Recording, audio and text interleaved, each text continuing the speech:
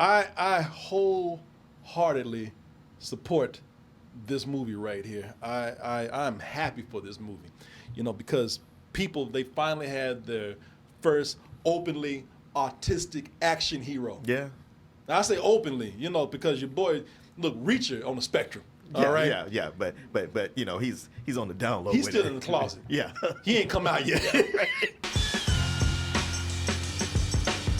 Funny, man, because I don't know. I just never expected to see The Accountant Part 2. I think nobody did. No, nobody did. No, and some people are still saying right now there's a second one.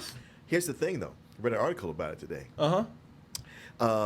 As much as like box office is like, okay, whatever, it was, when it went streaming, it beat Moana. It did? Yeah. Okay, well, some about people love badass accountants, man. I mean, movies like this, action movies on streaming, people go ape shit over them. Especially one with a hook like this. Yeah. Because no one knows an accountant that's badass. He might be badass at crunching numbers, but crunching bones and face, no, nobody ever thought about making an action star out of an accountant. Right. But yet, Ben Affleck did with his the forensic accountant. Right. Not just an accountant, a forensic accountant, Christian Wolf. And he is back for the appropriately named Accountant Part 2. This time, so you got Daredevil teaming up with the Punisher. Right. or Batman with the Punisher. Or Batman with the Punisher. Hey, take your pick, man. Yeah. It's all badass combinations. Or just an accountant with a crazy dude. John Bernthal. Yeah, an autistic accountant with a crazy brother. Yeah. Now keep in mind, we are keeping it separate because some people like, man, I don't like the way I talk about autism. No, the autism here is cool. He's crazy. Yeah. Like that dude is ill. And don't have a problem with us. It's in the movie. Yeah, it's in the movie. And by the way, the autistic one, Ben Affleck, he's sensible. Right. This dude, he's out of control. Yeah, he's out of his fucking mind. You gotta love that. He spends the whole movie telling his brother, like, man, you crazy, you got a condition. You're like, you ever look in the mirror and see yourself? See, there's a difference between autism and somebody having the Coleman gene, which is what he's got. Because my family, like my cousin and brother and shit, like if they were psychopaths and killing people, they would be this dude. Yeah. Like they always gaslighting people and short tempers and being funny, but doing crazy shit and thinking that it's normal. Yeah. Yeah, that's this dude. That's John Bernthal as Brax, the brother of Christian Wolf, Ben Affleck's character, the forensic badass accountant. And so they team up to track down a villainous white dude, a bunch of Mexicans. As one does. As one does. Yeah, it happens all the time with us. How many times we find ourselves in that situation? More than you would think. So which one's the crazy one? Which one's the autistic one? That's a good question. You know what? I'm going to say you're the autistic one because you're the sensible one. I'm the one that's out of my goddamn mind. But they along the way they go on adventures and try to rekindle their relationship and brotherly love. Let's go ahead and watch this trailer for The Accountant 2, and we'll be back with our review. I think we gotta go get drunk. Folks, just a little sample of that trailer right there. We'll get into more with this review right here. But let me say this, man. I wholeheartedly support this movie right here. I'm happy for this movie, because people, they finally had their first openly autistic action hero. Yeah. Now I say openly, because your boy, look, Reacher on the spectrum. All right. Yeah. But he's on the down low. He's with still it. in the closet. Yeah. He ain't come out yet.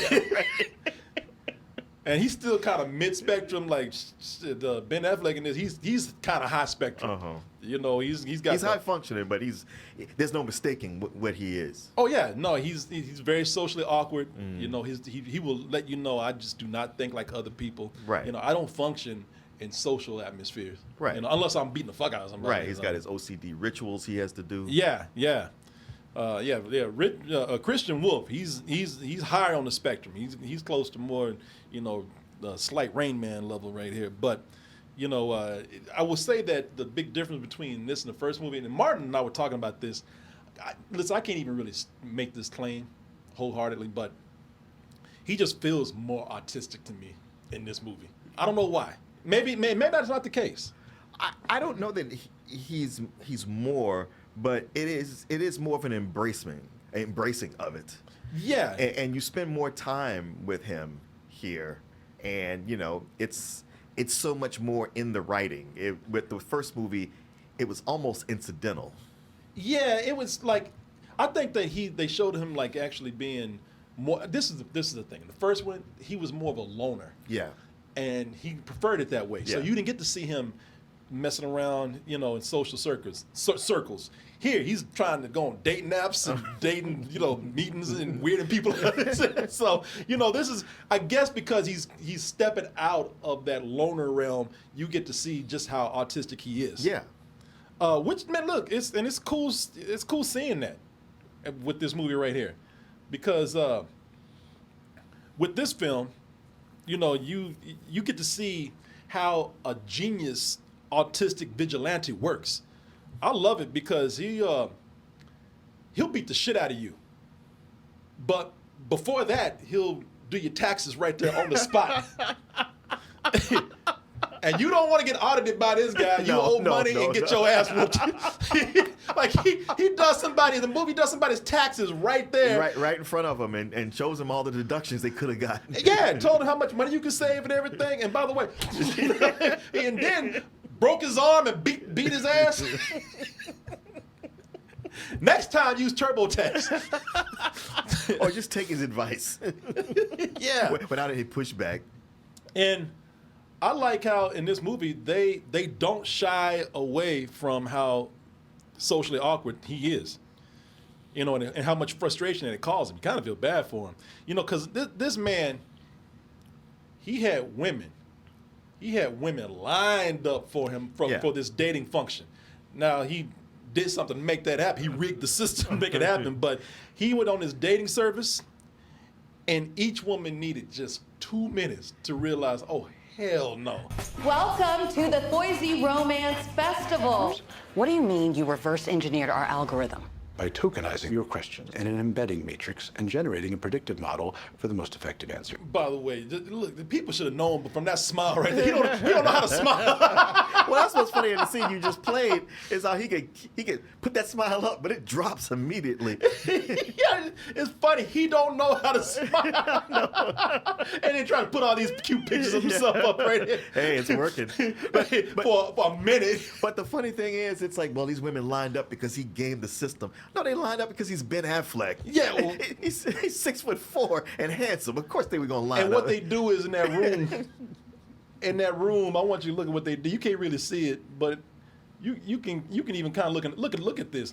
They made sure to make him the most handsome guy in the room. Yeah. Ain't nothing but simps and schlubs. Look at this.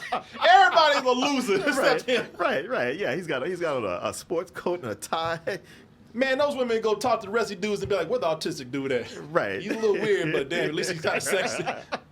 I got a call on that one woman who's like, the Airstream is your home? It's like, yeah, what's wrong with that?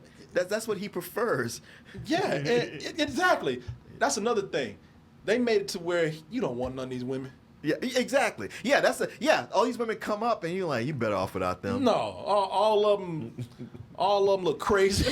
All of them looking for kids. Looking desperate. Are they looking for some imaginary romance shit? Yeah, desperate looking. Yeah, they all looking. Yeah, this is a little weird. Not if you know, and this is another thing. It's a very manipulative scene too, because none of them are like tens. Yeah. Ain't no dimes up in there. Right. They all look like they match the other guys who are there.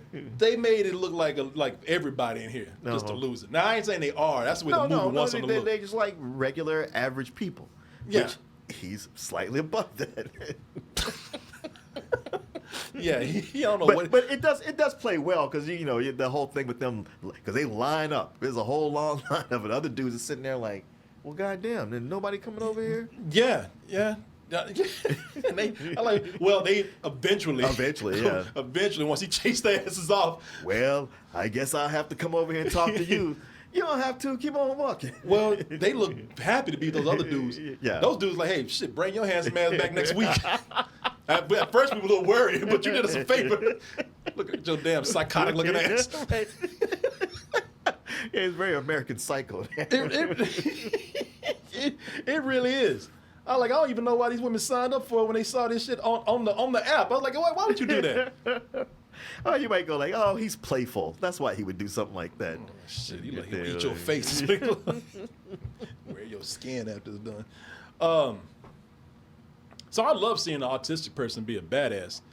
But here's where things get a little weird for me, because they take autism to like some silly levels here to me. It's movie autism. Yeah, it's movie You know what I autism. mean? Yeah. Which means it's a superpower. Because in here in the movie, without spoiling too much, like there's an Xavier school for the autistic and talented. You know, they like your X-Man power is autism and hacking. And hacking, yeah. Like they got to. And so this is ridiculous to me. Maybe there's something out there like it for real, but the world is at the mercy of a bunch of 12-year-olds. They got these kids who are such good hackers because of their autism that they can hack whole city blocks, whole cities, homes. They can hack a rock if they wanted to. It is almost like Anonymous. Who would have known that it was a bunch of preteens out there who knew how to just know how to hack really well. A bunch of sixth graders. And it's like, I thought, okay, it's a little weird. Plus the leader. Now this is where you get into like, I don't know, I would love to know how autistic people feel about this, because the leader of this school, she's the one that has all the big eyes and the tics. And I think she had fingerless gloves on too. I don't know about that. Well, all of them had some kind of tick or something, or they were mute or Yeah. awkward around people, except each other. Yeah, and like Ben Affleck's autism goes beyond numbers. Like he can go out on the dance floor and learn the latest dance moves. Hey, it's all line dance in 10 line dance seconds. all about counting. That's what he does. Well, it looked like he was just kind of soaking up people's dance powers. Yeah.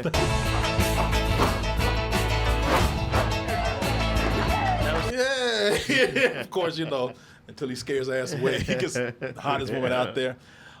Listen, it's not that I can't be entertained by that. A little exaggerated. Yeah, do I buy it? No, that's movie stuff. That's Hollywood stuff. But I would take the autistic exaggeration over all the other Hollywood tropes and stereotypes and cliches that happen. That's when the movie, like, I don't think it's a terrible movie at all. I think it's very entertaining. But it did go downhill for me in certain parts where I was being entertained before. Because some things feel like it's out of a different film, and not a very good film. They go to a bar, and of course, the bar you just saw. And of course, because they're two tough guys who know how to handle themselves, they get into a bar fight. And it's always with that same asshole that's in every movie, at every bar. Hey, you talking to my girl? I mean, get the fuck out of here. I'm dancing. Here in cowboy country, we don't mess with another man's girl. Yeah, I did not like that scene. Really, I thought that scene was a lot of fun, especially her calling him out. It's like, you a fake cowboy. You're from Glendale. Oh, yeah, no, I that's was just funny. in Glendale. Oh, It's no, like- that's funny. But I guess I didn't like it because I said when they go into this bar, of course they're going to get into a bar fight. It's going to be over some chick. And when the chick finally showed up, I was like, oh, here we go. It was just a little predictable to me. And I've seen that, of course, we've seen that over and over in movies. And I was just like, all right. One of the main antagonists in the movie, let me see here. This is something else that when I say this feels like it's out of a different movie. So they have one of the main antagonists in the movie, played by I forgot her name, but she was Daniela Pineda. Yeah, she was in Cowboy Bebop. She got a backstory that's straight out of a damn sci-fi movie. It's out of a James Bond movie, actually. Her story right there. I was like, this is science fiction that's going on right here. Not saying that, people can't buy it. It just didn't work for me. I didn't buy it at all. I was like, now we feel like we are in very much a different kind of movie with that. Other villains, we don't know anything about them. They either somebody who just is in the movie a lot, but they don't really have a name, and we never get to know them, or they're just generic people there to get shot. Also, the agent, Agent Medina, played by Cynthia Day Robinson. You know, she's that cop in the movie where she's hanging around these two vigilantes, and she's the one that just keeps saying things like, "We go by the book. We don't kill people.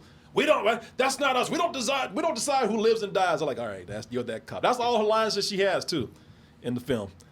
And I got one big major complaint about the movie, but it's something that can be enjoyed, but it's still something where it's like, all right, you know, it's enjoyable on a most basic level, but I think you probably enjoyed this more than I did. Yeah. I had a good time with this, especially a movie that I was so not enthusiastic about. You know, with the First Accountant, I know people liked it. I thought, it's all right. You know, whatever. It's could have been better.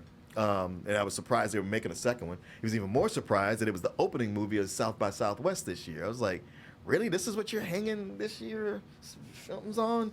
I was like, man, I ain't gonna go wait in line for 2 hours to see The Accountant 2. Yeah. I'll see it whenever. And I saw it last night because my wife just saw the first one. She wanted to see this one. I was like, all right. And I sat there and I was like, you know what? I'm actually having a real good time with this. We had some good laughs. I think what's you know, you brought up Reacher earlier, and it's got sort of that same thing where you have the action hero and the action is exaggerated, but there's enough humor that like the movie knows, like, listen, we kind of know it's ridiculous, but we give you something fun. And unlike, I'm just so used to these lame ass Jason Statham movies where he's just the grim hero that we never know anything about. But here you got the two characters, Christian and Braxton, you know, Ben Affleck and John Bernthal. Sorry, John Bernthal, who just play so well off each other, the brothers, and there's a whole lot with character between the two of them to where they keep it fun. Now, so much of the action, especially like the shootout where you get toward the end with gunplay, a lot of movies with gunplay are just boring to me because there's a lot of shooting and the heroes, they never miss and the villains can't hit for shit. And this falls victim to a lot of that, especially, you know, in the big climax. But so much of getting there, you know, I was like, you know what? It's almost like it knows what it is, but it knows how to entertain at the same time, where a lot of movies forget that. They all they know is just go big and have the action be outrageous. But it's like, well, make the characters fun. Yeah, give us some good stuff they're saying in between all that. Yeah, you know, well, John Bernthal, I like in the movie. I like those two guys together, man. I think no, they're very good together because the one is just like very. Listen, the autistic dude is a straight guy. Yeah. And he's the crazy one, you know? Yeah. But there is a scene, that scene right there, where I thought they're trying to set up John Bernthal's character, and he's a scene where he's trying to adopt a dog, and I was like, wow, that scene went on way too long with him. And, you know, we could have cut that scene out and had exactly the same impact. We didn't need to have that. Also, there's something with a cat in the movie. I'm like, oh, come on, man. There's the fact with that cat I thought worked for the cartel. I thought that was going to be the twist. But I do like him because he's nothing but a bro Punisher. Yeah. You know, the Punisher's always mad. The Punisher's he got PTSD. He's always, he's always sad. He did that once in here. Yeah. There was one time he ducked behind something. He's like, ugh. I was like, man, nobody even doing anything. I know. He's trying to get his Punisher on. Yeah, but but this character where the Punisher's always sad, crying, and mad about something, got PTSD. He's like, he can kill a bunch of people and sit down and chill. He's like, let's talk about some movies. Let's go get a beer. So they did sell that. He's like, no, don't worry about Ben Affleck's character. He's the crazy one you got to look out for. And they do have and there is more humor in this movie. Yeah, a lot more humor. I think that's where they changed the movie for the better. Mm-hmm. I mean, look, they got to. You got damn X-Men school over here, and and he's two out here acting a fool in these streets. I mean, it's for the level of silliness that they go to, you have to make it humorous. Yeah, and that makes it a little more acceptable. It is fun that way. I think the thing that really kind of brought some of this down for me is what you're talking about, and it's because they end the movie kind of with this. It's a video game at the end. These fools run towards the bullets. Yeah. And and somehow apparently these Mexicans, they can only shoot the bulletproof vest because they keep hitting the vest. They never hit their heads. They never hit anything else. It's almost a first-person shooter if they had just followed them over over the shoulders. And they always, nobody gets hit except for that one time. When, because you gotta have one. You gotta have, they got, you gotta have that one shot where, you really show that Ben Affleck cares for his brother. Yeah. So where does he get hit? He gets hit in the shoulder. Yeah, it's got to be a non-lethal hit. Yeah. And by the way, his ass gets back up like he never got hit. Yeah. And starts going back at it again. Back to shooting people again. Listen, I had fun watching this. Don't get me wrong.